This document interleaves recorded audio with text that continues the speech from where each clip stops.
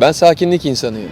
Kargaşanın çok ötesinde sakinliği seviyorum. Herkesin bildiği ve gittiği yerleri değil, kimsenin uğramadığı o tenhalığı seviyorum. İnsan sesinden uzak mekanları ve ayak izi olmayan o kumsalları seviyorum. Vıcık vıcık ilişkileri değil, herkesin haddini ve sınırını bildiği, henüz anlamını yitirmemiş, koparılması mümkün olmayan, yormayan dostlukları seviyorum. Mavi ile yeşilin arasında uzayıp giden yolları, eski şarkıların sıralandığı ve sonunda küçük bir sahil kasabasına ulaşılan yolculukları seviyorum. Ben baharın ve papatyaların insanıyım. Yaz sıcaklarını ve kan donduran soğukları değil, tenime çarpan ılık rüzgarları seviyorum. Akşamın serinliğini, sabahın dinginliğini ve gecenin sakinliğini seviyorum. Bayram sabahlarını, günlerden pazarı, aylardan ise Eylül'ü seviyorum. Doğanın tüm renklerini, sokağımdaki tüm kedileri, insanların da çok azını seviyorum. Ben sakinliğin insanıyım, sakinliği seviyorum.